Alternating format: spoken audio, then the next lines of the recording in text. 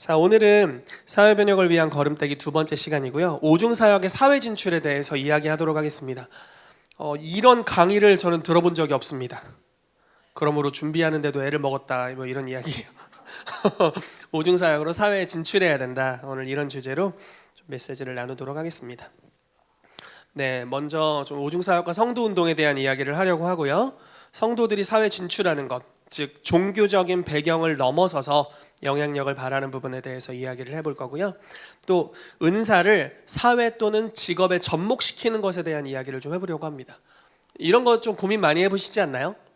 내가 사업할 때 하나님 음성을 들으면서 하면 어떻게 될까? 뭐 이런 것들. 네. 내가 예를 들어 안마하는 사람인데, 이렇게 마사지하는 사람인데 내가 치유 사역을 하면서 하면 어떻게 될까? 이런 생각 해보겠죠? 그런 여지가 있는 영역입니다. 자, 그리고 오중사역이 사회로 어떤 방식으로 진출할 수 있을지 그냥 제가 대략적으로 생각한 예시들을 몇 개 이렇게 적어봤습니다. 그리고 사실 뭐 제가 할 일이라기보단 우리 팀장님들을 중심으로 하셔야 될 일이지만, 그래서 창조적으로 어떻게 플랫폼을 만들 수 있는지 이런 이야기를 좀 해보려고 해요. 기존의 교회 부대는 밖에 있는 사람들을 안으로 들여오게 하는 부대였어요. 어떻게 하면 주일 설교를 듣게 잘 꼬셔가지고 이 자리에 앉혀놓고 설교 때 어떻게 하면 은혜를 받게 하고 새가족반에 등록하게 할까, 이것이 약간 기존의 교회의 플랫폼이라고 할 수 있을까요? 이런 모습이었는데, 사실 오중사역을 가지고 사회변혁을 위해 진출한다는 건 전혀 다른 이야기입니다. 저희가 항상 자주 이야기하는 우크라이나의 썬데이 아델레자 목사님이 심우하시는 하나님의 대사교회는 교회 밖에서 구원받은 자들의 숫자가 200만 명입니다. 이런 게 저희에게 큰 도전이 되는 거예요. 즉 성도들의 직업의 영역에서 또는 그들이 만든 사역 단체로부터 구원받은 사람, 새가족반을 거치지 않고 밖에서 구원받은 사람이 200만 명이다. 그러니까 대전 시민 정도는 다 구원받은 거죠. 대전이 요즘 120, 130만 정도 되는 것 같은데 다 구원받는 거예요. 한 교회의 영향력이 국가를 뒤흔들고 있습니다. 근데 그 교회에 막 특별한 사람들이 엄청 많냐? 그건 아닌 것 같아요. 제가 요즘 은혜를 받는 것 중에 하나는 무엇이냐면, 하나님께서 항상 놀라운 일을 시작하실 때는 선두주자들을 일으키세요. 몇몇 난 사람들, 이해되세요? 그냥 어디 둬도 잘 될 사람, 또는 진짜 망가져서 가망이 없는데 그냥 그 사람만 기적적으로 딱 뽑아서 일으켜서 어마어마한 권능을 부으셔서 주님의 영광을 드러내세요. 그게 하나님이 처음 어떤 영역에 자기의 영광을 계시하시는 방법입니다. 그러나 그 다음부터는 그런 식으로 하지 않으세요. 그 다음부터는 교회가 또는 공동체가 어떤 토양을 만들길 원하세요. 그런 사람들이 자연 발생적으로 일어날 수 있는 토양을 만들길 원하신다는 거죠. 그리고 그 토양이 만들어지면 평범한 사람이 그런 사람들로 일어나는 역사가 일어나게 됩니다. 여러분, 모세가 홍해를 갈랐죠. 그때 이스라엘 백성은 뭐 하고 있었죠? 이러고 있었어요. 팝콘 구경하고 있었어요. 팝콘 가게였는데, 근데 여호수아가 요단강을 가르던 그 시기에는 어떤 일이 있었죠? 완전히 다른 부분이죠. 자, 모세는 할 게 없었어요. 주님 뭐라고 말씀하셨냐면, 너희는 가만히 있어 주가 하나님 됨을 알지어다, 이렇게 말씀하셨어요. 가만히 있어라. 그리고 하나님이 어떻게 역사하시는지를 봐라. 그리고 모세에게는 지팡이를 앞으로 내밀어라. 이게 끝이었어요. 지팡이를, 마이크를 끝나는 거였어요. 근데 그 다음엔 그렇게 하지 않죠. 여호수아가 제사장들에게 명령을 합니다. 언약궤를 맨 제사장들이 너희들이 발을 먼저 요단강에 들어가라. 그러면 가르칠 거다. 아직 갈라지지도 않았어요. 근데 발을 들여놓고 그 다음에 역사가 일어나죠. 하나님이 처음에는 초대교회에 베드로와 요한 같은 사람을, 아주 기라성 같은, 그리고 예수님의 최측근이었던, 그분의 부활을 목격했고 변화산상에서 놀라운 경험들을 했던, 그분의 모든 기적을 가장 가까이 경험했던 사도들을 통해서 역사하셨습니다. 그러나 몇 년이 지난 뒤에는 그렇지 않습니다. 사도들이 그런 일을 할 뿐만 아니라 스데반, 빌립을 비롯한 안디옥 교회 이방인들에게 복음을 증거했던 수많은 사람들, 그들이 복음을 증거할 때 주의 손이 함께 하셨다라고 말씀하고 있죠. 이게 하나님이 역사하시는 역사입니다. 제가 근래에 용감한 형제들을 보면서 은혜를 받고 있어요. 아세요? 저 잘 모르는데 제가 이제 유튜브로 뭐 여러 가지 공부를 하는데 어느 날부터 유튜브 AI가 저에게 용감한 형제들을 소개해 주는 거예요. 자꾸 영상을 뭔가. 그래서 봤는데 막 새벽 기도하는 장면이 나오는 거예요. 근데 브레이브걸스라고 요즘 역주행 신화를 이루고 있다고 하더라고요. 그래서 이제 봤어요. 근데 와, 해체 직전에 해체하려고 결단했는데 그 해체 결단하고 이야기하기 전날인가 갑자기 역주행을 해가지고 모든 음원 차트에서 지금 1등을 하고 있어요. 그래서 이게 무슨 일인가 하고 그 제작 프로듀싱하는 용감한 형제들에 대해서 이렇게 보는데 와, 이 사람이 전혀 안 그렇게 생기셨는데 독실한 크리스찬이시고 엄마랑 새벽 예배 다니고 있고, 그리고 제가 어제 그 CBS에서 나오는 프로인가요? 새롭게 하소서, 거기에 이제 용감한 형제들이 간증을 한 내용이 있어요. 2년이 됐어요. 2년 정도 전에 했던 건데 그걸 보는데 이런 이야기를 하는 거예요. 자기가 이제 YG에서 작곡가로 활동을 하다가 거기서 나와서 새로 회사를 차렸죠. 아주 작은 작업실에서 작업을 하는데 막 죽고 싶었대요. 너무 힘들어서. 그래서 너무 괴로워서 죽고 싶은데 갑자기 눈을 감고 이렇게 있는데 지하 한 100m가 쑥 내려가는 것 같은 느낌이 들더래요.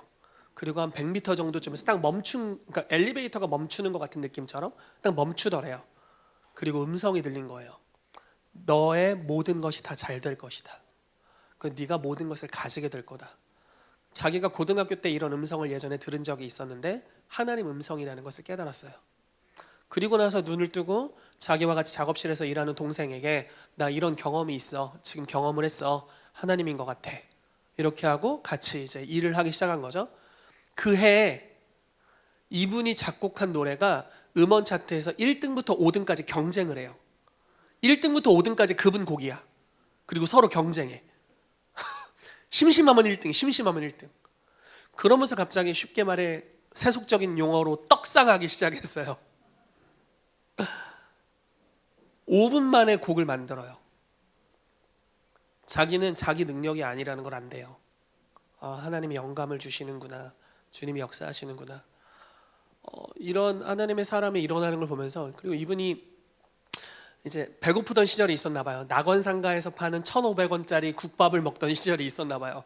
그것도 돈 없어서 못 먹고 이랬던 시절이 있는데 자기가 이제 조금 부유해져서 낙원상가를 가는데 자기가 옛날에 봤던 그 노숙자 할아버지 할머니들이 여전히 거기서 식사를 못하고 계시는 걸 본 거죠. 그래서 도시락을 사가지고 일주일에 한 번씩 나눠드리기 시작했는데 그걸 지금까지 하고 있어요. 자기 소원은 자기가 피땀 흘려서 번 돈을 가지고 밥차 30대를 만들어서 전국으로 보내는 게 자기 소원이래요. 그리고 죽었으면 좋겠대요. 너무너무 멋지죠. 얼굴은 굉장히 무섭게 생겼거든요. 얼굴은 저희 아내가 얼굴은 포주처럼 생겼다고 이렇게 얘기했는데 얼굴은 되게 무섭게 생기셨는데 그런 걸 보면서 와, 지금 저희가 사회 변혁을 추구하고 있는데 이런 분이 다시 이슈가 된다는 게 너무 감사하다. 유튜브 영상을 보는데 댓글이 뭐라고 달린 줄 아세요? 내가 불교 신자인데 브레이브걸스의 롤린을 보다가 어쩌다 여기까지 들어왔다. 그게 새롭게 와서 기독교 프로잖아요. 어쩌다 내가 여기까지 들어왔다. 그러니까 막 밑에 막 나는 우리 아버지 불교에 뭐 입적하셨는데 내가 여기 들어왔다 이러고 있고, 나는 무교인데 여기 들어왔다 뭐 이러고, 브레이브걸스가 왜 잘 됐는지 이유가 여기 있구나 막 이렇게 안 믿는 분들이 댓글을 다는 글들을 봤어요. 네, 그래서 진짜 큰 은혜가 됐습니다. 근데 이제 이런 감동이 드는 거예요. 제가 그걸 어제 새벽, 그러니까 오늘 새벽이죠. 오늘 새벽에 그걸 보고 잤는데 이런 감동이 드는 거예요. 하나님이 일을 시작하실 때 처음에는 이런 기라성 같은 또는 정말 어려움이 있었지만 기적적으로 건져낸 하나님의 사람들을 통해 주님이 어떤 분이신지를 드러내신다. 그러나 계속 그렇게 하시는 건 아니에요. 교회가 이런 놀라운 모델들을 보았다면 이제 그런 사람들이 얼마든지 일어날 수 있는 토양을 만들어내는 것이 우리의 숙제다. 목회자들 또 교회를 이끄는 사람들, 리더들의 숙제고, 만약에 그런 토양이 만들어진다면 여기 용감한 녀석들이라도 나오겠죠. 여기 용감한 형제, 자매, 녀석 뭐 이렇게 좀 더 나올 것 같습니다. 그래서 이런 교회를, 그런 부대를 만드는 것이 우리의 역할이다. 그럼 하나님께서 위로부터 새로운 포도주를 부으실 거다라는 감동이 있습니다. 그래서 오중사역의 사회 진출도 그런 일환으로서 전달되는 메시지로 여러분들이 받으시면 될 것 같습니다. 자, 오중사역과 성도운동에 대해서 아주 개괄적인 내용들을 좀 이야기를 하려고 합니다. 근래에 어제 유튜브에 올라온 것 같아요. 블랙핑크, 이바울의 인사이트에 블랙핑크가 올라왔는데 성도운동에 대한 이야기를 하시더라고요. 그래서 여러분 못 들으신 분들은 꼭 들어가셔서 오늘이 지나기 전에 꼭 들어가셔서 들으시고 댓글, 좋아요, 알림 설정, 구독 이런 거 눌러주시길 바랍니다. 너무 중요한 내용들을 신학생들과 함께 나누고 있습니다. 자, 말씀 같이 읽어볼게요. 에베소서 4장 7절에서 12절 말씀입니다. 시작. 우리 각 사람에게 그리스도의 선물의 분량대로 은혜를 주셨나니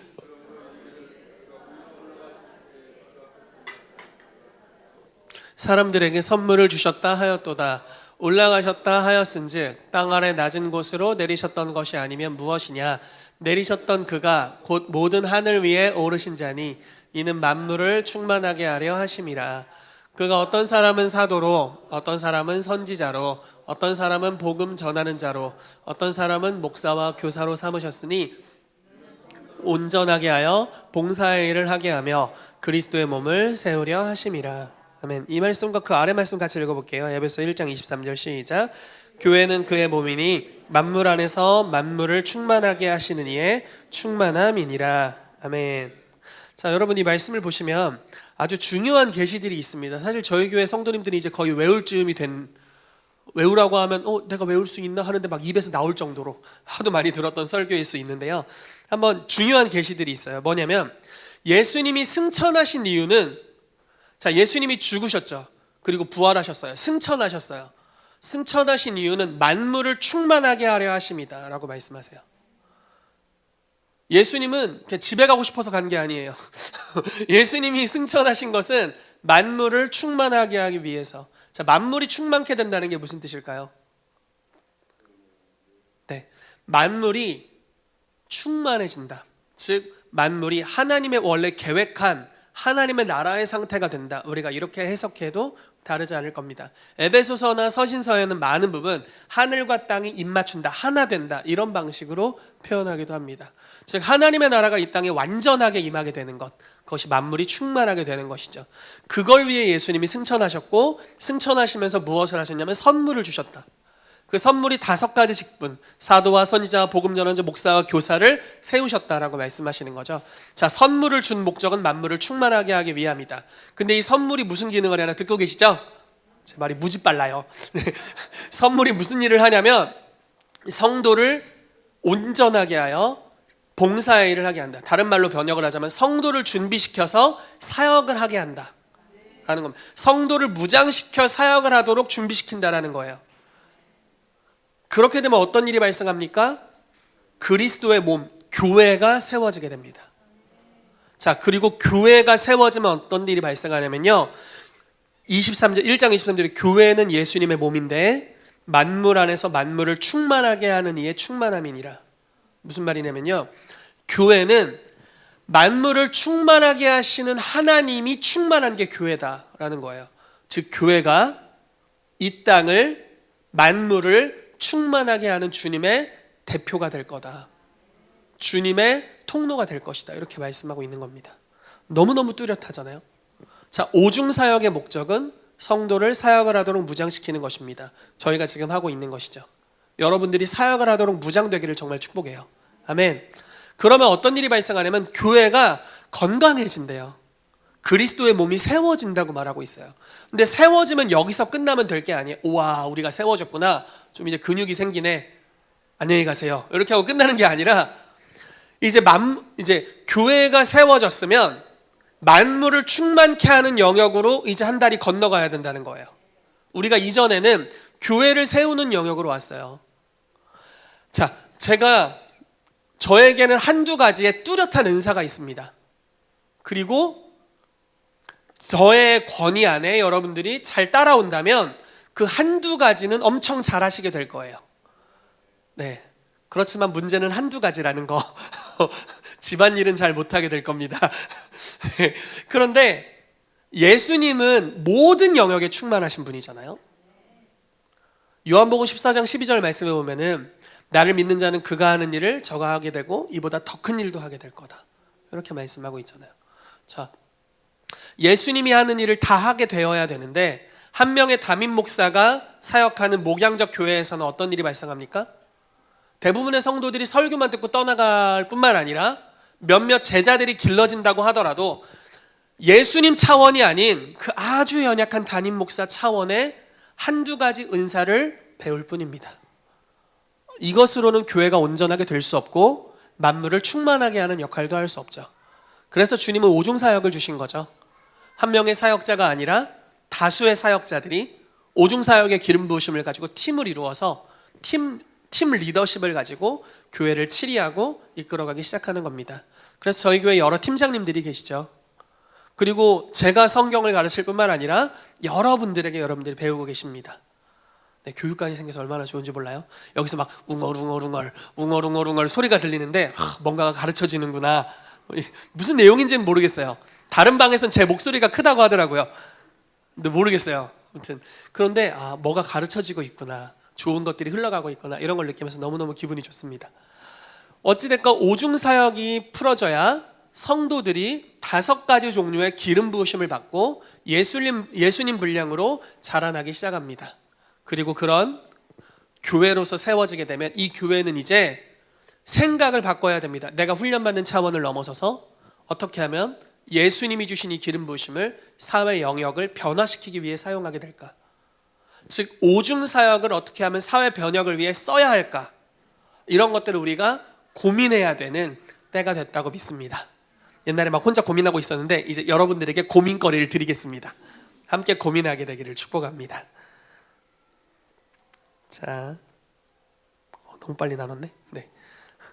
자, 이사야 2장 1절과 4절 또 미가서 4장 1, 2절 말씀은 거의 복사 붙여넣기 수준으로 거의 똑같은 말씀이에요. 근데 한번 저희가 읽어볼게요. 너무 중요한 내용들이 많이 있습니다. 자, 같이 읽어볼게요. 이사야 2장 1절 4절부터 읽어보겠습니다. 시작. 아모스의 아들 이사야가 받은 바 유다와 예루살렘에 관한 말씀이라. 말일에 여호와의 전에 산이 모든 산 꼭대기에 굳게 설 것이요 모든 작은 산 위에 뛰어나리니 만방이 그리로 모여들 것이라. 많은 백성이 가며 이르기를 오라 우리가 여호와의 산에 오르며 야곱의 하나님의 전에 이르자. 그가 그의 길을 우리에게 가르치실 것이라. 우리가 그 길로 행하리라 하리니 이는 율법이 시온에서부터 나올 것이요 여호와의 말씀이 예루살렘에서부터 나올 것임이니라. 그가 열방 사이에 판단하시며 많은 백성을 판결하시리니 무리가 그들의 칼을 쳐서 보습을 만들고 그들의 창을 쳐서 낫을 만들 것이며 이 나라와 저 나라가 다시는 칼을 들고 서로 치지 아니하며 다시는 전쟁을 연습하지 아니하리라. 아멘. 자, 우선 요거부터 좀 보면서 갈게요. 이사야가 비전을 받았는데 여호와의 전의 산, 그러니까 여호와의 성전이 있는 산이 있다는 거죠. 예루살렘이죠. 시온산이라고 말하면 여기 시온이 많은데 시온산이라고 표현할 수 있습니다. 자, 이 시온산이 모든 산의 꼭대기에 굳게 설 것이다 라고 이야기합니다. 우리가 7산 영역을 이야기를 하죠. 예수 그리스도의 몸된 교회가 있는 산이 모든 산들 위에 높게 서게 될 것이다, 이렇게 지금 예언을 하고 있는 것입니다. 그런데 많은 백성이 모여들면서 이렇게 이야기를 하는 거예요. 여기서 많은 백성이라는 건 세상 사람들을 이야기하는 것 같아요. 뭐라고 이야기하냐면 우리가 여호와의 산에 오르며 야곱의 하나님의 전에 이르자. 우리가 주님이 계신 산으로 올라가자. 왜냐하면 그가 그의 길을 우리에게 가르치실 것이라. 우리가 그 길로 행하리라. 이렇게 이야기하고 있습니다. 여러분, 세상의 모든 영역의 형통함이 하나님께 있다는 걸 이제 세상이 알기 시작해서 하나님의 영광이 머물고 있는 그리스도의 몸에게 정렬되기 시작한다는 거죠. 용감한 형제같이 와, 어떻게 그렇게 작곡을 잘하세요? 이거 영감이야. 하나님이 주셔. 새벽 기도 갈래? 슈퍼블룸. 이번 주 수요일 날 슈퍼블룸 설교입니다. 여러분 들어오실 분들 들어오셔서 저의 잠을 깨워주시고 큰 은혜를 받으시기 바랍니다. 그러니까 한 사람의 탁월한 사람, 하나님의 영감을 받은 사람으로 인해서 내가 탁월함으로 가기 위해서는 하나님께 정렬해야 되는구나, 이런 것들을 계시받기 시작하는 때가 오게 될 것이다 라는 것입니다. 미가서 4장 1, 2절 말씀도 같은 말씀이에요. 끝날에 이르러는 여호와의 전의 산이 산들의 꼭대기에 굳게 서며 작은 산들 위에 뛰어나고 민족들이 그리로 몰려갈 것이라. 곧 많은 이방 사람들이, 자 여기 뚜렷하게 나와 있죠. 이방 사람들이 가며 이르기를 오라, 우리가 여호와의 산에 올라가서 야곱의 하나님의 전에 이르자. 그가 그의 도를 가지고 우리를 가르치실 것이니라. 우리가 그의 길로 행하리라 하리니 이는 율법이 시온에서부터 나올 것이요 여호와의 말씀이 예루살렘에서부터 나올 것임이라. 하나님의 말씀의 법이 모든 만물을 통치하고 경영하는 데 가장 탁월하다는 것을 세상이 깨닫는 날이 오게 될 것이다.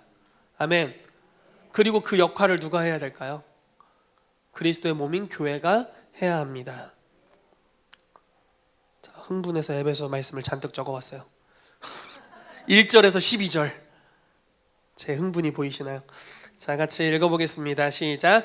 이러므로 그리스도 예수의 일로 너희 이방인을 위하여 갇힌 자 된 나 바울이 말하거니와 너희를 위하여 내게 주신 하나님의 그 은혜의 경륜을 너희가 들었을 터이라.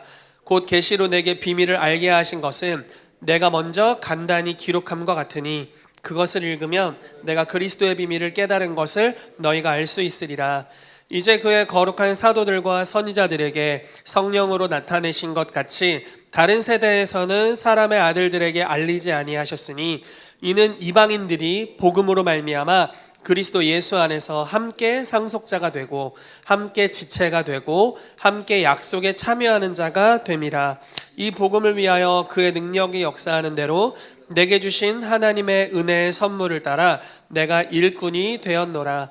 모든 성도 중에 지극히 작은 자보다 더 작은 나에게 이 은혜를 주신 것은 측량할 수 없는 그리스도의 풍성함을 이방인에게 전하게 하시고 영원부터 만물을 창조하신 하나님 속에 감추어졌던 비밀의 경륜이 어떠한 것을 드러내게 하려 하심이라. 이는 이제 교회로 말미암아 하늘에 있는 통치자들과 권세들에게 하나님의 각종 지혜를 알게 하려 하심이니 곧 영원부터 우리 주 그리스도 예수 안에서 예정하신 뜻대로 하신 것이라. 우리가 그 안에서 그를 믿음으로 말미암아 담대함과 확신을 가지고 하나님께 나아감을 얻느니라. 아멘. 자, 이방인에게 복음을 증거하도록 부르심 받았던 바울은 놀라운 계시를 받게 됩니다. 무엇이냐면 이방인들도 상속자가 될 것이고 약속에 참여하게 될 것이다. 근데 이 이방인들이 교회가 될 것인데 이 교회가 어떤 역할을 하게 되냐? 하늘에 있는 정사와 권세들에게 하나님의 지혜를 알려주는 자가 될 거래요. 놀라지도 않으시는 거 봐.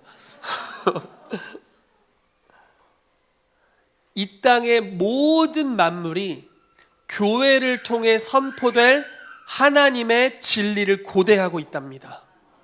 그리고 교회의 위치가, 자 보세요.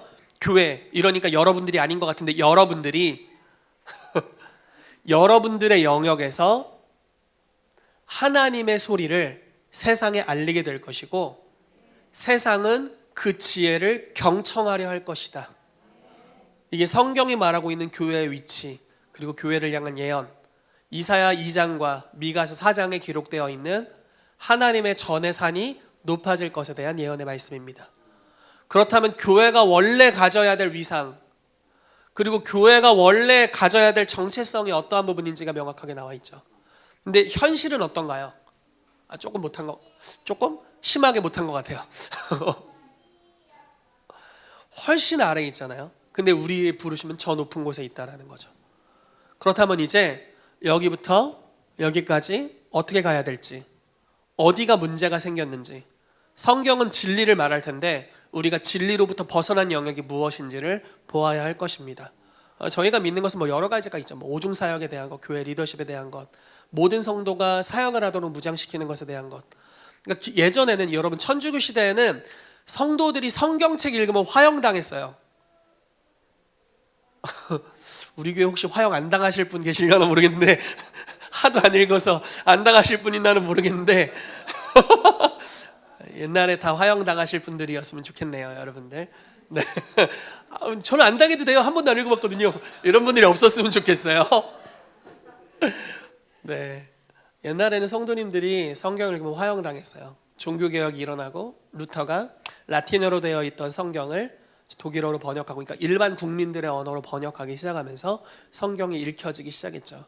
그 당시 인쇄술의 발달을 통해서 성경이 또 전 세계로 확산되어 퍼져나가게 됐습니다. 그래서 몇몇 목회자들만 누리고 있었던, 사실은 온 교회가 누릴 성도의 유업이죠. 그러나 몇몇 목회자들이 독식하고 있었던 천국의 유업을 하나님께서는 모든 성도들에게 나누시는 일들을 종교개혁으로부터 해서 시작하셨다라는 것입니다. 근데 단지 그것뿐만이 아니잖아요. 하나님께 직접적으로 나아가, 옛날에 성도가 직접 회개도 못해요. 고해성사라고 들어보셨나 몰라. 네, 신부님에게 가서 자기의 죄를 고하고 신부님이 하나님께 얘기해 줘야 돼요. 그러나 디모데전서 말씀에 하나님과 우리 사이의 유일한 중보자는 예수 그리스도다라고 말씀하고 있고, 우리가 그분의 은혜의 보좌 앞으로 담대히 나아간다라고 이야기하고 있죠. 이미 기록된 말씀이지만 실제로 풀어지지 않았던 어떠한 것들을 하나님의 위대한 하나님의 사람들을 통해 계시하시고 깨닫게 하셔서 개혁들을 계속 일으켜 가셨다라는 거예요. 이런 것들이 너무 많죠. 사도와 선지자에 대한 것들, 우리 블랙핑크에서 아주 어려운 주제들을 지금 다루고 있는데, 사도와 선지자에 대한 것들, 모든 성도가 사역을 하도록 무장되는 것들. 여러분, 마태복음 28장 말씀에 모든 민족을 제자로 삼아 아버지와 아들과 성령의 이름으로 세례를 베풀고, 자, 이거는 누구에게 하신 말씀입니까? 담임 목사에게 하신 말씀인가요? 성경엔 담임 목사라는 단어도 없어요. 예전에 홍 목사님께서 심무하시는 교회에 어떤 이제 불교 배경이 계신 분이 오셔가지고 이렇게 말씀하셨대요.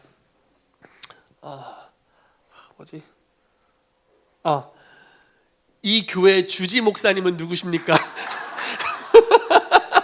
주지 목사가 뭐지? 그러신 적이 있대요. 뭐 주지 목사처럼 생소한, 성경에서 들어볼 수 없는 단어가 담임 목사죠. 네, 주지 목사님.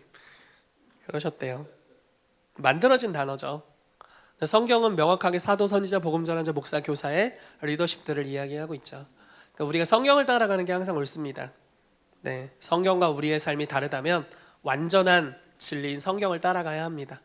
그래서 이제 그러한 직분들이 회복되고 있고, 그리고 모든 성도가 사역자로 무장되는 것, 이게 초대교회의 부흥의 비결이죠. 초대교회는 약 60년 만에 그 당시에 땅끝이라고 여겨졌던 모든 영역까지 복음을 전파했어요. 로마서 말씀 같은 데를 읽다 보면 여러분 굉장히 아이러니한 생각이 드실 거예요. 뭐라고 나와 있냐면, 여기 화형 안 당하실 분들이 많으신 것 같은데 눈이 이둥그레 쳐다보시는 것 같은데, 뭐라고 나와 있냐면 하나님의 나라의 복음이 온 세상에 전파됨이라, 이렇게 나와 있어요. 바울은 자기가 아는 세계에 하나님의 나라의 복음이 다 전파됐다고 생각했어요. 물론 그게 지도 자기가 알고 있는 그 세계관의 한계지만, 그럼에도 불구하고 자기가 아는 세계에는 복음이 다 전달됐어요. 그리고 그 놀라운 통로로 본인이 쓰임받았습니다. 어떻게 그렇게 빠른 속도로?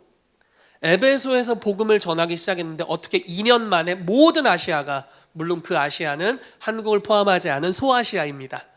계시록에 나오는 소아시아 7교회 할 때 그 소아시아예요. 어떻게 아시아 전역에 복음이 가득 채워졌을까? 그것은 모든 성도가 사역을 하도록 무장되었기 때문이죠. 베드로와 요한을 기점으로 해서 성도들이 연합하고 떡을 떼기를 힘쓰고 사도들의 가르침을 받으면서 성장했죠. 그리고 몇 년이 흐르고 7집사들이 선출될 즈음이 됐더니 7집사들이 식탁을 담당하는 수준을 넘어서서 민간의 기사와 표적을 행하였더라, 이렇게 나오고 있습니다. 그리고 흩어진 성도들이 빌립을 비롯해서 한 명이 한 성, 한 도시 전체를 주님께로 돌이키는 역량, 우연이 아니에요. 이전의 사도들은 사도들 우연이었을 수 있어요. 난 사람들, 또는 아주 부족한데 주님이 초자연적인 권능으로 그냥 쓰시는 사람들. 그러나 그 다음부터는 우연이 아니에요. 그 다음부터는 교회가 토양을 만든 거죠. 진리의 말씀으로 부대를 갖춘 거예요. 교회가 부대를 갖추면 주님이 새로운 포도주를 부어주십니다. 그래서 오중사역과 성도운동을 통해서, 그리고 가정교회를 모이고 모든 교회들이 연합하고 형제들이 서로를 존중하고 축복하면서 교회가 60년 만에 그 당시의 땅끝을 정복하는 역사가 일어나게 되었죠. 격차가 있습니다. 모든 통치자들과 권세자들에게 하나님의 각종 지혜를 알게 하는 교회의 놀라운 권위, 이 영역까지 우리가 가게 되기를 정말 축복해요. 근데 지금 현재 교회들은 요 상황, 코로나의 발원지가 교회래, 뭐 약간 이 수준. 민간의 기사와 표적은커녕 민간의 비방과 비방이 들리는 수준. 여기서 여기까지 가야 됩니다. 그러기 위해서는 진리의 토양으로 우리가 계속 회복되어져야 될 줄 믿습니다. 아멘. 자, 그럼 좀 본격적인 이야기를 해보죠. 다 얘기했네. 짠. 네. 그렇다면 은사를 사회와 직업에 접목시키는 일들을 이제 우리가 서서히 해야 되는데요. 여러분들의 직장 영역에서 성령의 은사를 사용해 보신 적 있으신가요? 어떠세요? 뭐 여러분들이 사업을 하거나 아이를 돌보거나, 주님 요한이가 말을 안 들어요, 어떻게 해야 합니까? 음성이 딱 이렇게 하면 되겠구나, 뭐 이런 거 육아에 사용하거나 뭐 이런 적이 있으세요? 자, 없으시다면 오늘 잘 오셨습니다. 네, 이렇게 아무 얘기가 없을 줄은 몰랐어요. 출애굽기 31장, 제가 몇 가지 예를 좀 적어왔어요. 이제 사람들을 좀 적어왔는데, 출애굽기 31장 1절에서 5절은 이제 부살렐이라는 사람에 대한 이야기입니다. 같이 읽어볼게요. 시작. 여호와께서 모세에게 말씀하여 이르시되, 내가 유다 지파 홀의 손자요 우리의 아들인 부살렐을 지명하여 부르고 하나님의 영을 그에게 충만하게 하여 지혜와 총명과 지식과 여러 가지 재주로 정교한 일을 연구하여 금과 은과 노스로 만들게 하며 보석을 깎아 물리며 여러 가지 기술로 나무를 새겨 만들게 하리라. 아멘. 성경의 첫 번째 성령 충만한 사람이라고 등장한 사람이 부살렐이라고 합니다. 근데 이 사람은 어떤 사람이죠? 이 사람은 레위인도 아니잖아요. 이 사람은 유다 지파예요. 이 사람은 그냥 직장인이었어요. 첫 번째 성령 충만으로 거론된 사람이 그냥 자기의 그 전문인, 뭐 예술인이었다고 말할 수도 있고, 약간 뭐 장인이었다고 말할 수도 있겠죠. 그런 사람에게 하나님이 주님의 영을 부어주기를 아주 기뻐하셨어요. 그리고 이 사람은 자기의 원래 보석을 세공하고 뭐 금속을 다루고 나무를 다루는 이러한 일에 기름 부으심과 권능으로 무언가를 하기 시작했어요. 여러분, 이 사람이 어떤 일을 했는지 보세요. 성막을 지었는데, 보세요, 설계도가 있어요. 하나님의 설계도. 그리고 권능을 가지고 성막을 만들었어요. 그러니까 즉 하나의 건축물을 만든 거죠. 근데 그 건축물이 만들어지자 어떤 일이 발생했죠? 성막 기구를 만들자 어떤 일이 발생했나요? 하나님이 자기 백성을 거기서 만나요. 어떻게 놀래지도 않나 진짜. 진짜 놀랄만한 일이거든요. 경로 목사님 감사합니다. 이렇게 놀래주셔서. 네. 하나님이 만나요. 구름 기둥과 불 기둥이 그 건축물로부터 풀어져요. 60만 명 남자만, 남녀 아이들 노인들 합치면 약 200~300만 명의 사람들이 광야에서 40년을 지내면서 날씨로 고생한 적이 한 번도 없어요. 그 건축물 때문에. 사람들이 주님을 경험하고 그 건축물 안에서 죄사함을 받아요. 영감을 가진 한 사람이 팀과 함께 만든 이 건축물이 이 땅에 하나님을 경험하게 해줘요. 여러분, 만약에 우리가 건축업자라면 이 사람한테 배우고 싶지 않겠어요?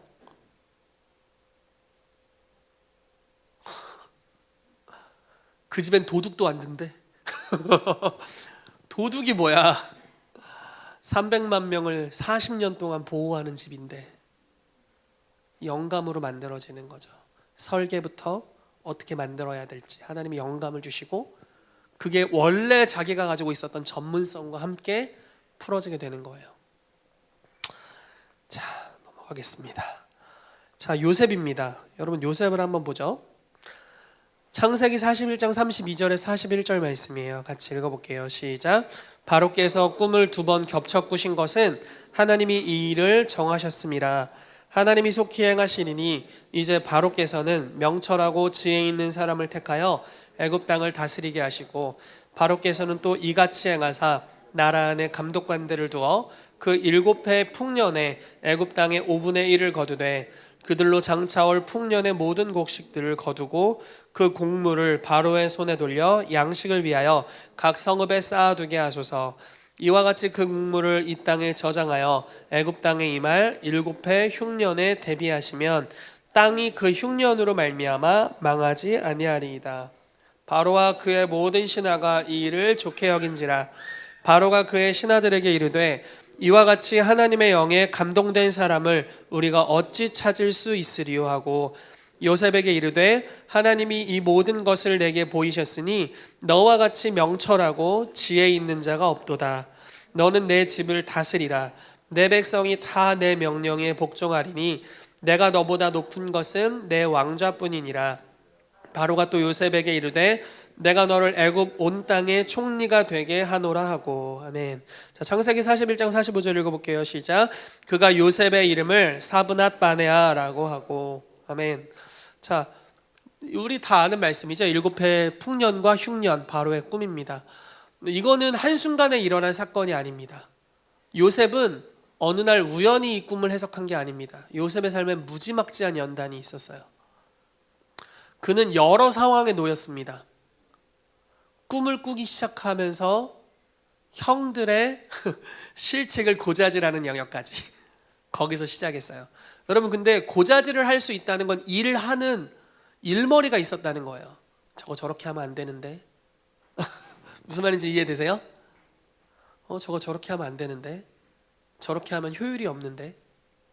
그러니까 형들이 하는 효율 없는 일들을 고자질한 거예요. 요셉 안에 경영의 능력이 있었다는 거죠. 그리고 예언적인 계시를 받을 줄 알았다. 꿈을 통해서 계시를 받고 해석할 줄 아는 탁월한 전문가가 되는 여정을 거치게 됩니다. 보디발의 집에 가죠. 그가 하는, 손으로 하는 모든 일이 다 잘 돼요.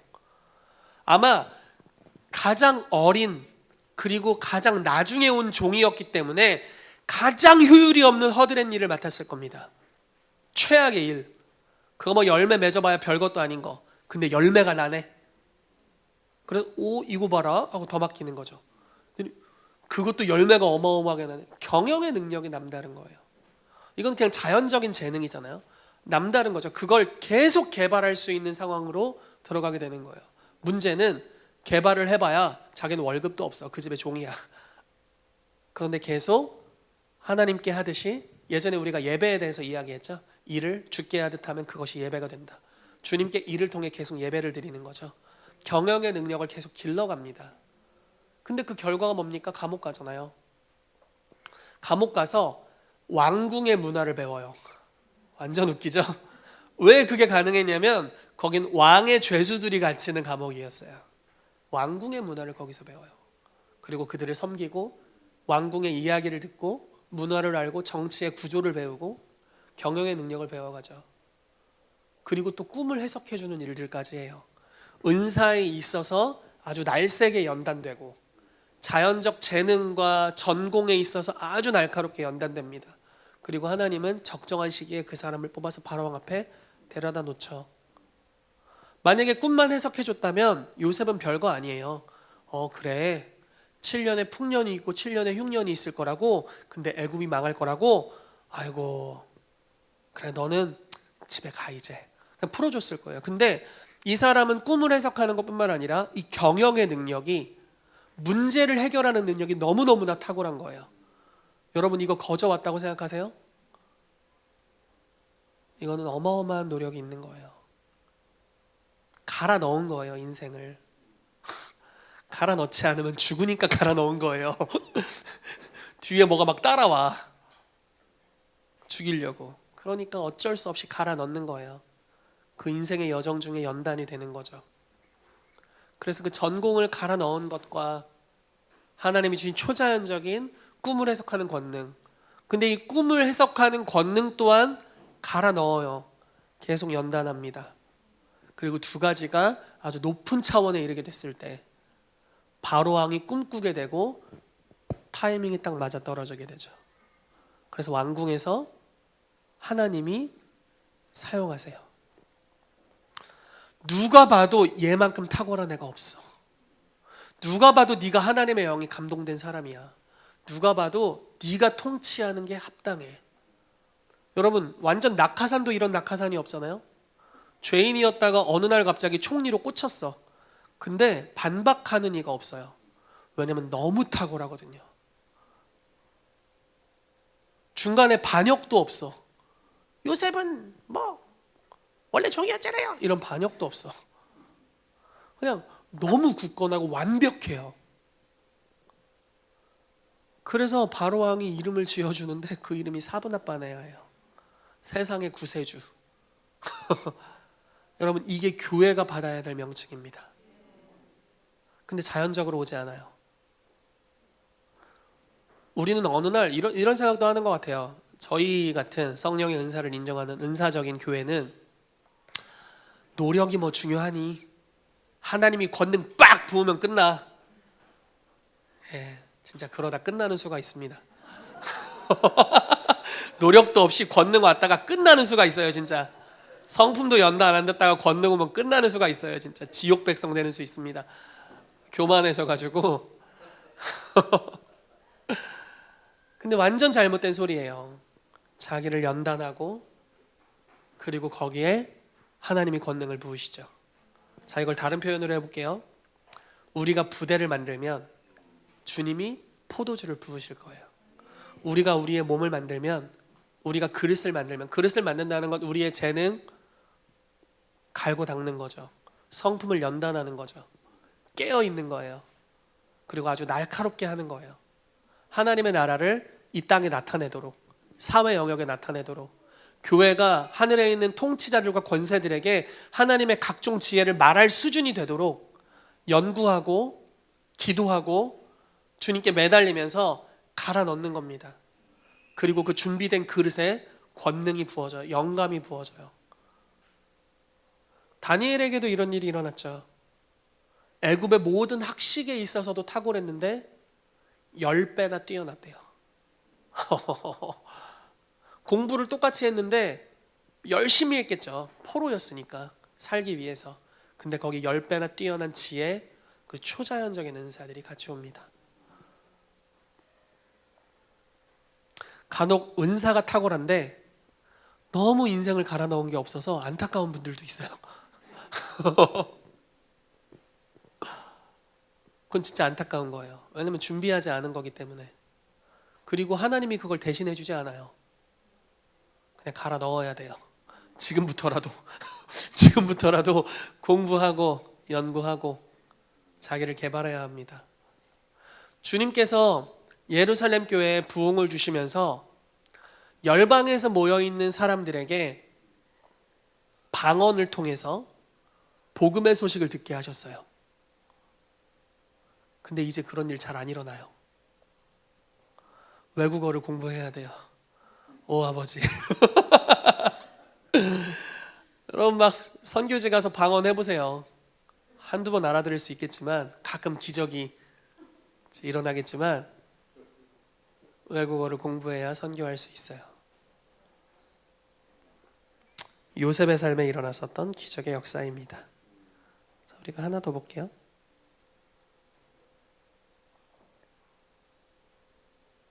여보게? 네. 솔로몬입니다. 우리가 솔로몬은 많이 생각을 하지 않는데, 솔로몬은 진짜 가장 탁월한 사람이었죠. 열왕기상 3장 5절에서 14절. 제가 성경 구절을 많이 적은 거 흥분해서 그렇다는 걸 이해해 주세요. 다 필요해 보여가지고. 같이 읽어보겠습니다. 시작. 기브온에서 밤에 여호와께서 솔로몬의 꿈에 나타나시니라.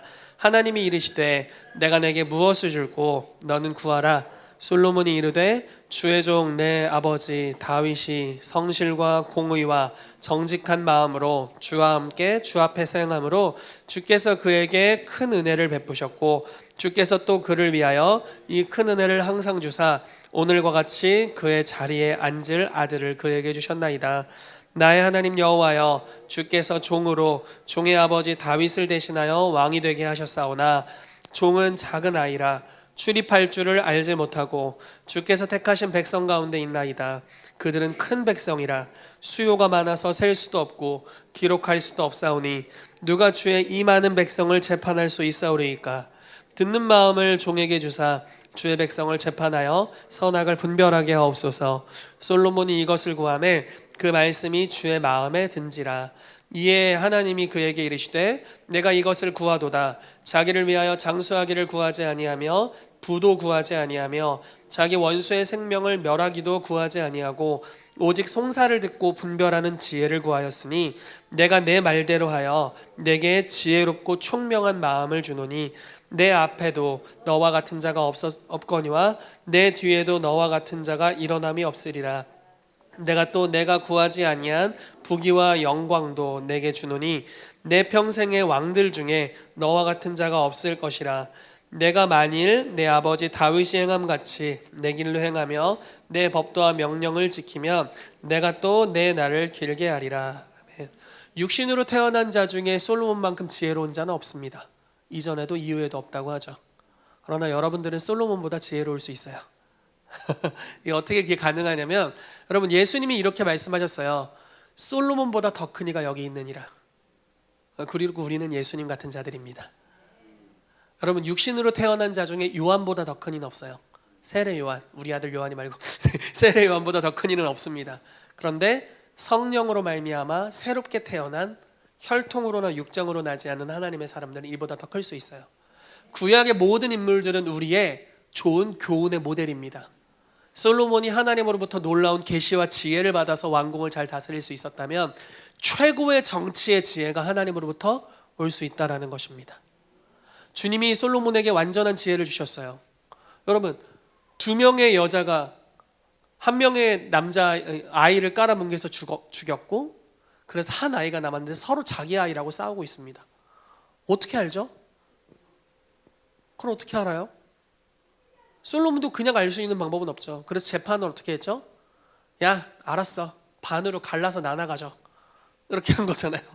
아이를 반으로 갈라서 나눠 가지라고. 그러니까 원래 자기 아이가 아니었는데 그래 반으로 나눠! 막 이렇게 막 소리치고 엄마는 막 내 새끼 어떡하나, 저 집에라도 살게 해야겠다. 아닙니다, 그냥 저 사람에게 주십시오. 이렇게 해버리잖아요. 그 사람의 본질, 엄마의 마음의 중심을 꿰뚫을 수 있는 지혜와 통찰, 판결할 수 있는 능력, 듣는 마음, 분별, 이런 것이 솔로몬의 삶에 임했던 거죠. 정치 영역에서 얼마나 사람을 많이 분별해야 될까요? 제가 높은 지위에 있는 분, 예를 들어 종교 영역에서도 높은 지위에 있는 분들을 보면은 진심으로 다가오는 사람이 있고 꼬리치는 사람이 있더라고요. 무슨 말인지 이해되세요, 여러분? 이렇게 지문이 없으신 분들도 있고 진짜 충성되게 가시는 분들도 있다고요. 그러면 그런 위치에 있을수록 사람을 임명하는 것이 너무 중요할 텐데 분별할 수 있는 지혜가 필요하죠. 근데 하나님이 솔로몬에게 그런 놀라운 지혜를 주셨다. 그래서 그의 통치의 첫 시작부터 요압을, 그리고 여러 멤버들을 정리하죠. 그리고 새롭게 왕의 권위를 가지고 통치를 시작합니다. 하나님께서 그런 지혜를 놀랍게 주실 수 있는 분이시다라는 것이죠. 솔로몬에게 임한 지혜가 우리의 삶에도 임하게 되기를 예수 이름으로 축복합니다. 그래서 우리의 삶에 주님이 주신 재능과 하나님이 부어주시는 것, 이 두 가지가 같이 접목되는 영역이 반드시 필요합니다. 그러나 여러분, 우리가 다른 말로 하면 이렇게 얘기할 수 있어요. 주님은 준비된 그릇에 주님의 영을 부으실 수 있어요. 가끔 이변이 일어나긴 하지만 저는 여러분들이 이변의 사람이 되지 않았으면 좋겠어요. 여러분들이 준비된 그릇이 되었으면 좋겠어요. 그럼에도 불구하고 이변은 일어날 거예요. 네. 자, 오중사역의 사회 진출입니다. 오중사역은 각기 다른 리더십의 특징이 있습니다. 제가 좀 이 특징을 읽어드릴 테니까 여러분들이 여기에 해당되는 것 같다. 그럼 한 2개에만 손을 들어주세요. 누가 욕하기 없기예요? 에이, 네가 무슨 이렇게 없깁니다. 자, 우선 사도부터 교사까지 쭉 우선 알려드리고 여러분들 손을 한 번씩 들어주세요. 자, 사도는 이런 리더십 특징이 있어요. 하나님 나라의 큰 그림을 볼 줄 알고 하나님의 뜻을 이루기 위해 다양한 은사를 가진 사람들을 연합시켜 목적을 성취하는 리더십 은사입니다. 그러니까 팀을 이끌죠. 되게 독특한 것은 사도적인 기름 부으심이 있으면 자기랑 다른 사람들도 같이 따라가요. 보통 비슷한 사람들이 따라오거든요. 그 무리들이 있어요. 똑같은, 따라다니는 애들 보니까 똑같네, 약간 이런 느낌이 있어요. 그런데 사도적인 기름 부으심이 작동하면은 전혀 다른 은사를 가진 다양한 사람들이 모이게 돼요. 그래서 하나님의 뜻을 성취하는 팀을 이루게 됩니다. 두 번째, 선지자입니다. 하나님의 음성을 듣고 공동체와 사람들에게 하나님의 뜻과 방향을 제시하고 하늘의 실제를 보여줍니다. 이런 리더십의 은사입니다. 세 번째, 복음 전도자입니다. 불신자, 교회 밖의 사람들에게 지대한 관심을 가지고 하나님의 능력으로 복음을 전하는 리더십 은사입니다. 굉장히 하나님의 능력에 이렇게 포커스가 많이 되어 있는 은사예요. 자, 목사, 그리스도의 긍휼을 가지고 사람들을 돌보는 리더십 은사예요. 사람들을 잘 돌봐요. 막 안부도 잘 묻고요. 네, 안부도 잘 묻고 막 필요한 거를 본능적으로 느끼고 잘 챙겨주고 채워주고 이런 분들이죠. 교사들, 하나님의 말씀을 사랑하고 진리를 탐구하고 경건한 원리로 사람들을 훈련시켜서 다음 단계로 나아가게 하는 리더십 은사예요. 너무 멋지죠. 그러니까 원리와 통찰들이 있어요. 그래서 이분들이 이야기한 대로 가면은 다음 단계로 넘어가는, 잘 훈련시키는 은사입니다. 자, 준비하시고, 나는 조금 사도적인 것 같아요. 여러분 손 들어보실래요? 네, 좋습니다. 네, 좀 파악을 해봅시다. 네, 좋아요. 나는 아무래도 선지자 같아요. 자, 들어보세요. 네, 네, 나는 복음 전도자 같다. 네, 좋습니다. 나는 목사인 것 같다. 네, 나는 교사인 것 같다. 난 아직 안 들었다. 굉장히 안 드신 것 같아가지고 안 들었다. 네. 나는 다음 주에 들 거다. 집에서 유튜브로 다시 보고 혼자 있을 때 들 거다. 네. 여러분들이 어떤 은사를 가졌는지 알아야 돼요. 정말 아셔야 됩니다, 여러분.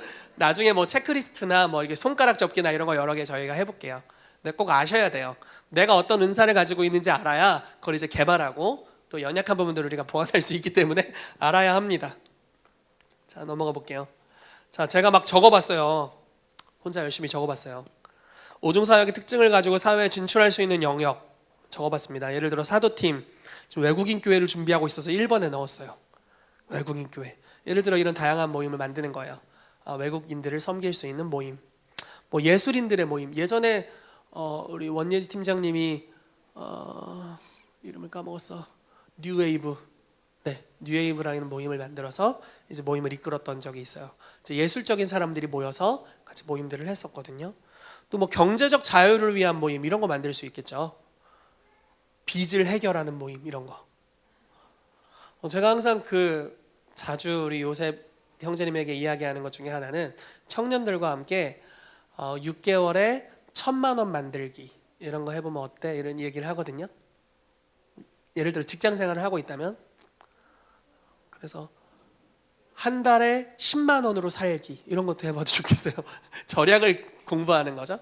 그런 것들, 좀 경제적 자유를 위한 모임도 만들 수 있을 것 같고요. 가난한 사람들을 돕기 위한 경제인 모임, 이런 것들도 너무 좋을 것 같아요. 저희 아버지께서 오랫동안 지금 하고 계시는 로타리 클럽이라고 있어요. 그런 것도 그런 것 같아요. 그런 종류인 것 같아요. 이제 다른 전혀 사회 단체지만 그런 종류들. 네. 또 하나님의 뜻을 이루기 위한 독특한 형태의 모임들을 만들 수 있죠. 예를 들어 제가 연예인들에게 커넥션이 있다, 연결이 있어요. 그러면 연예인들을 좀 더 모아서 그들의 업종 또는 그들을 위한 기도 모임 또는 그들을 예언적으로 축복해주는 모임들, 이런 것들을 만들 수 있겠죠. 그러니까 정말 다양하게 모든 모임을 다 만들 수 있을 거예요. 그래서 이런 다양한 모임들을 만드는 일들을 할 수 있겠고요.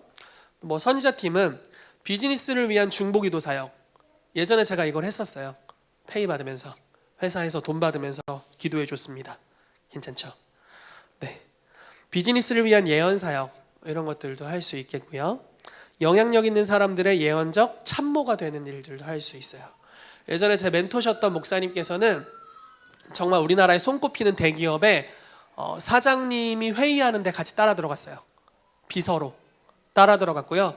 회의하다가 연계 가운데 이거 아니다, 이 결정은 잘못됐다면 메모지로 써서 사장님한테 줬답니다.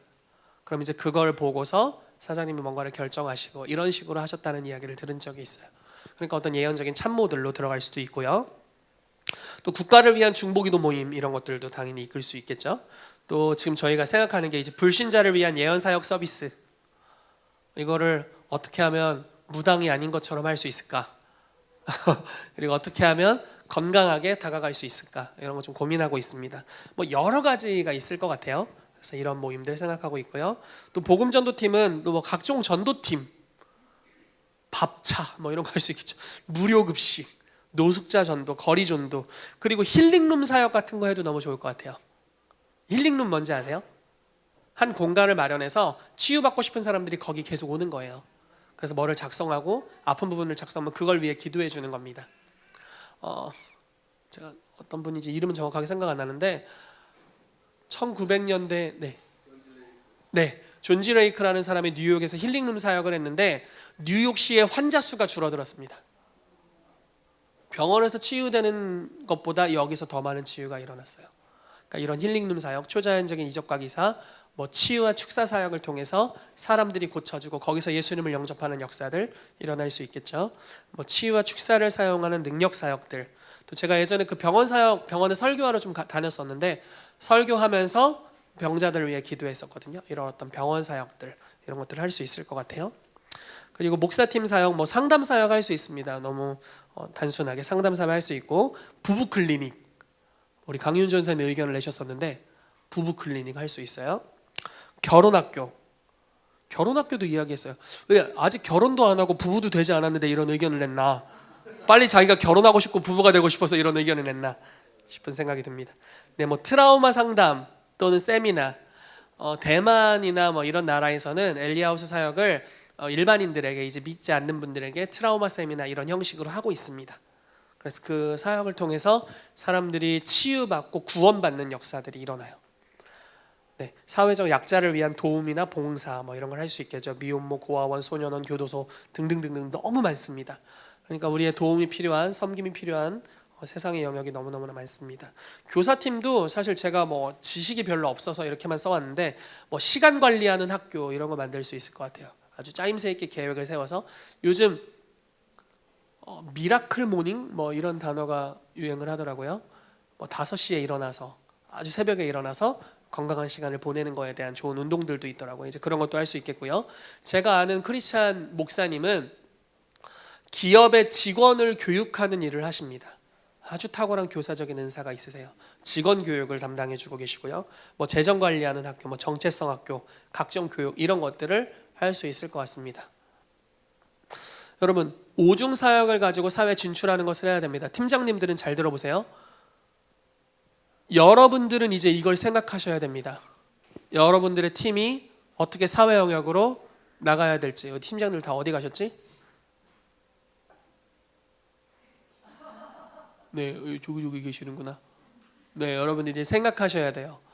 어떻게 여러분들의 오중사역팀이 사회 변혁을 위해 실제로 갈 수 있을지. 우리가 교회에서만 삐적대고 있어서는 소망이 없습니다. 교회는 통치자들과 권세들에게 하나님의 각종 지혜를 알게 하는 영역으로 가야 합니다. 그래서 그 비전을 가지고 팀을 모아서 훈련해서 사회에서도 통할 만한 역량을 가지고 달려가야 될 줄로 믿습니다. 그러기 위해서는 은사적인 것들을 어떻게 세상적인 것들과 잘 접목시킬 수 있을지, 우리의 재능과 잘 결합시킬 수 있을지를 고민해야 될 때인 줄로 믿습니다. 자, 마지막입니다. 여러분, 창조적인 플랫폼을 만들게 되시기를 축복해요. 새 부대를 만들면 주님이 새로운 포도주를 부어주실 겁니다. 여러분, 어떤 것이든 만들 수 있어요. 여러분들의 사고체계를 종교적으로 제한하지 않게 되기를 정말 축복해요. 정말 독특한 걸, 아이디어를 저에게 가져다 주세요. 저는 종교계에서는 좀 미친 편에 속하는데 세상에서는 덜 미친 편에 속하는 것 같아요. 저에게 더 신박한 아이디어들이 필요합니다. 신박한 플랫폼이 필요해요. 처음에 오중사역을 한다고 했을 때 제 주변에 있는 거의 모든 사람이 다 반대했어요. 근데 했잖아요? 되잖아요? 그리고 뭔가 작동하고 있잖아요.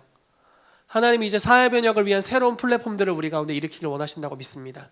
새 부대의 사역들, 새 부대의 아주 독특한 일들. 종교 영역에선 욕먹을지라도 사회에서 통한다면 상관없습니다. 여러분들의 제보를 기다립니다. 이렇게 하고 말씀을 마치긴 그렇고 여러분, 여러분들의 삶에 교회적으로도 저희가 노력할 것입니다. 그리고 여러분들의 삶에서도 여러분들이 가지고 있는 재능, 이미 여러분들 어느 영역에 계시잖아요. 직장이 있으시고 여러 영역이 있잖아요.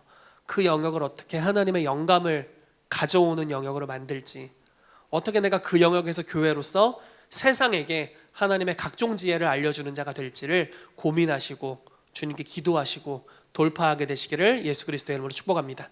같이 기도하겠습니다.